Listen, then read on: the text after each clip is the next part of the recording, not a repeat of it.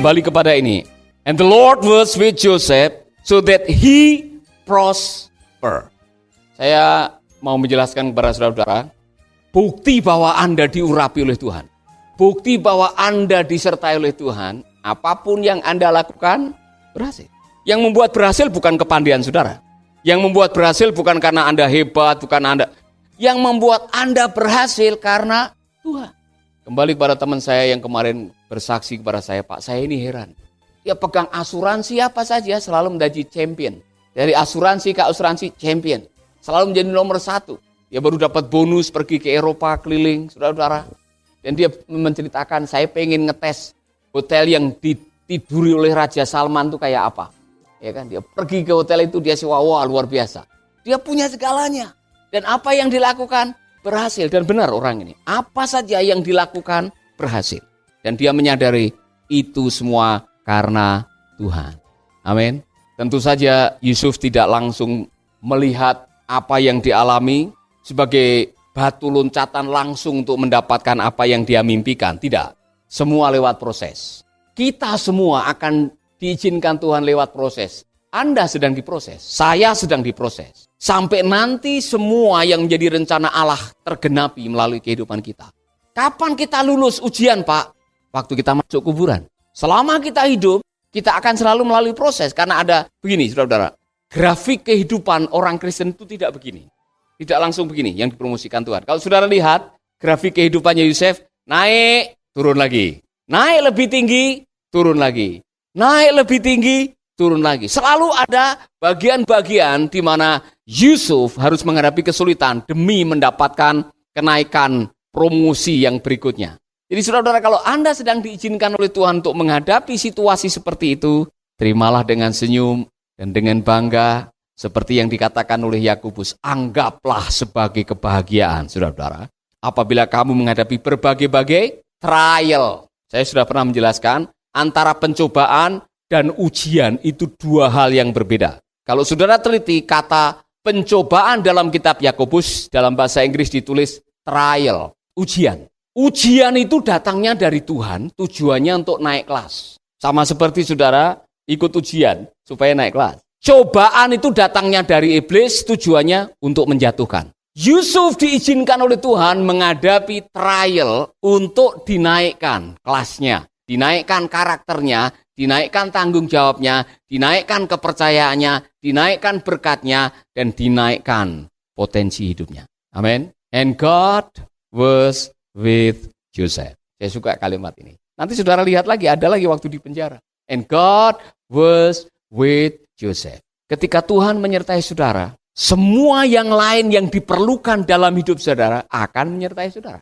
Amin. Maka saya suka, saudara-saudara, lebih baik saya dalam kesulitan tapi disertai oleh Tuhan. Karena dalam kesulitan dan penyertaan Tuhan menyertai kita, yang lain-lain akan diberikan untuk kita mampu menghadapi kesulitan. Bonusnya apa? Bonusnya adalah hikmat.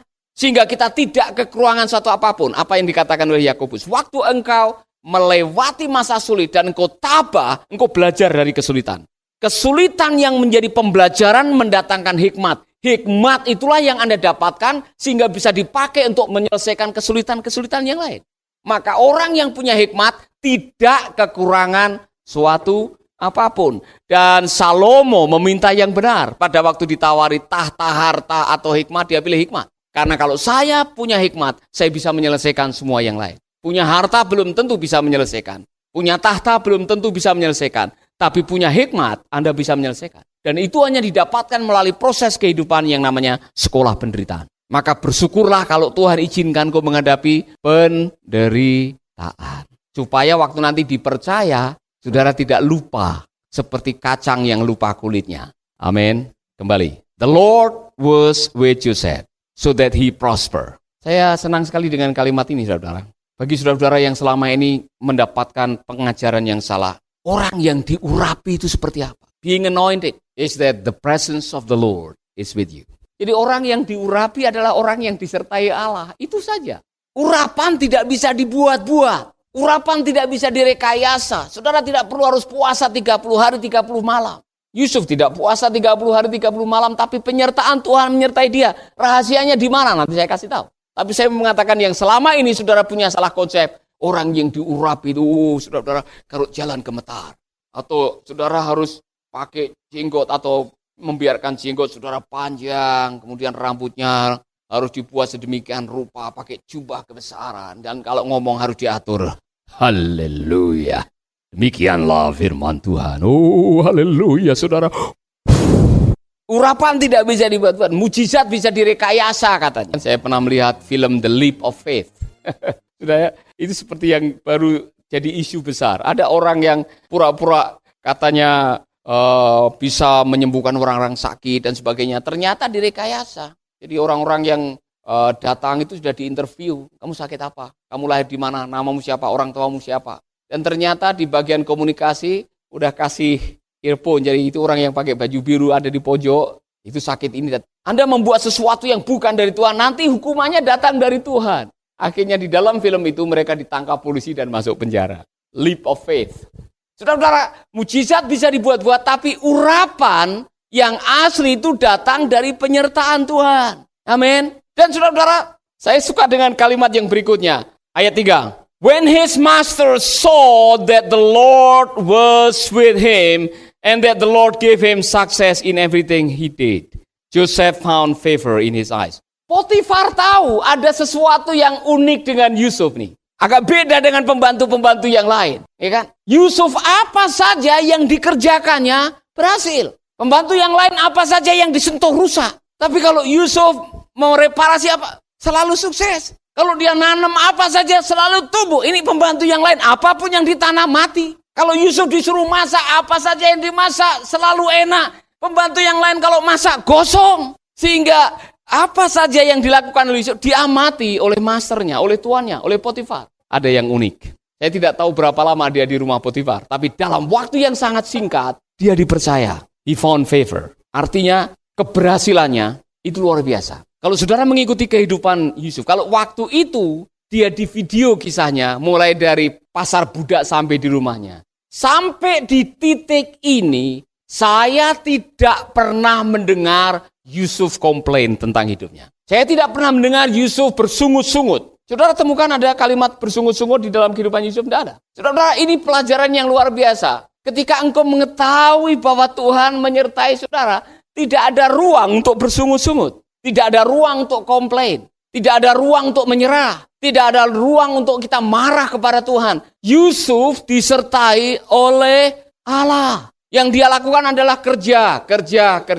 Makanya saya baru dapat pewahyuan. Memang mungkin karena memang Tuhan sudah membuat dia lupa apa yang menjadi kesulitan kemarin atau pengkhianatan saudara-saudaranya atau penderitaan. Makanya dia tidak sempat untuk komplain dan menangisi penderitaan masa lalunya. Dia kerja. Amin. Ini buat saudara-saudara yang kerja. Kalau Anda kerja sambil ngingat kepahitan, Anda tidak bisa efektif. Karena sambil kerja nangis. Mengapa hidupku terus begini? Ya kan? Ada bilang, Anda menghadapi masa depan dengan masa lalu. Kalau masa lalu saudara tidak Anda tanggalkan, Anda bisa-bisa kehilangan masa depan. Ini benar loh. Anda menghadapi masa depan dengan masa lalu. Maka tolong pilihlah pemimpin yang punya masa lalu yang baik. Amin. Saudara tahu maksud saya? Nah, kalau Anda tidak punya masa lalu yang baik, kemudian dibawa-bawa ke masa kini, Anda tidak pernah menjadi maksimal. Apa yang membuat Yusuf disukai oleh Potifar? Karena saya yakin attitude, sikapnya dia dalam bekerja, yang membuat dia menemukan favor. Dia disenangi. Penyertaan Tuhan mendatangkan favor. Favor mendatangkan apa yang disebut dengan tanggung jawab. Perhatikan baik-baik. Di dalam bahasa Indonesia, mungkin saudara di ayat yang keempat. Maka Yusuf mendapat kasih tuannya dan ia boleh melayani dia. Kepada Yusuf diberikannya kuasa, power. Yusuf diberikan kuasa untuk mengelola. Dia menjadi kepala atas pembantu-pembantu dan segala yang dipercayakan. Hanya satu yang tidak dipercayakan, istrinya. Dan Yusuf tahu diri. Saudara-saudara, saya percaya ketika kita disertai oleh Allah, yang namanya favor, anointing, abundance, power, itu akan otomatis menyertai saudara. Karena Allah menyertai saudara dengan sebuah maksud. Maka Allah akan memberikan semuanya. Makanya waktu Tuhan mengatakan, Aku menyertai kamu sampai kesudahan zaman. Sebelumnya dia mengatakan, segala kuasa di bumi dan di surga diberikan kepadaku. Kuasa itu diberikan kepada kita, supaya kita bisa melakukan apa yang menjadi rencananya. Amin. Ini penting sekali dalam kehidupan kita. Anda mungkin sedang menghadapi kesulitan, Anda mungkin sedang bertanya-tanya mengenai nasib masa depan, Anda sedang merenungi kehidupan saudara dan saudara sedang mengajukan banyak pertanyaan, kenapa saya begini, bagaimana hidup saya, masa depan anak saya bagaimana, saya kapan bisa punya rumah, oh Tuhan tolong, haleluya. Saudara-saudara, ketika Anda disertai oleh Tuhan, semua yang lain-lain Tuhan akan lakukan untuk kehidupan saudara. Jadi sekarang ini prioritas utama bukan nyari rumah, prioritas utama adalah bagaimana Anda bisa setiap hari merasakan hadirat Tuhan dalam hidup saudara. Karena ketika hadirat Tuhan menyertai saudara, semua yang lain-lain nanti akan dikirim untuk saudara. Amin. Fakta bahwa Anda sedang diizinkan mengalami transit di dalam kesulitan ini, karena Tuhan nanti akan membawa saudara dalam perjalanan yang berikutnya. Haleluya. Amin. Percaya saja. Dulu ada lagu. Percaya saja. Percaya saja. Itu kalau kita nyanyi bisa 60 kali, saudara, diulang-ulang lagu itu. Untuk mengingatkan betapa pentingnya percaya. Makanya Yeremia mengatakan, berbahagialah orang yang mengandalkan. Ketika kita mengandalkan Tuhan, kita merasakan penyertaan Tuhan, kan gampang. Saya yakin Yusuf sudah dapat pelajaran dari bapaknya. Yusuf barangkali setiap kali tidur waktu masih kecil diceritain oleh bapaknya bagaimana nasib hidupnya dulu.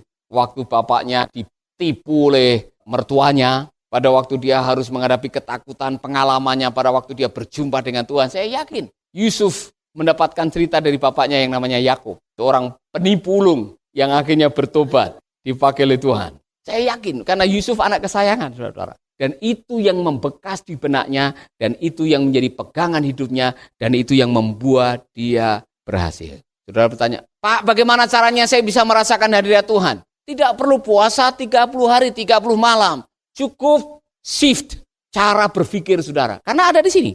Penyertaan Tuhan ada di sini. Ketika engkau mengulang-ulang kebenaran firman, ketika engkau tidak lupa memperkatakan firman, ketika engkau merenungkan firman siang dan malam, otomatis hadirat Tuhan ada di dalam hidup saudara. Makanya pada waktu dia mau diajak berdosa, satu hal yang dikatakan oleh Yusuf, tidak mungkin ini berbuat dosa di hadapan Tuhan. Dia tahu persis Tuhan menyertai dia karena dia mengingat kebenaran firman-Nya. Jadi cara paling mudah untuk saudara mengalami hadirat Tuhan adalah pikirkanlah mengenai firman-Nya, perkataannya, kasih-Nya. Amin. Sahabat, Anda baru saja mendengarkan program Making Life Better. Hubungi kami di 0811 3901 144 atau 0811 3901 140. Mari dukung pelayanan Making Life Better melalui rekening BCA 66 900 30525. Sekali lagi, 66 900 30525 atas nama Paulus Wiratno. Terima kasih, Tuhan Yesus memberkati. Making life better, bikin hidup lebih baik.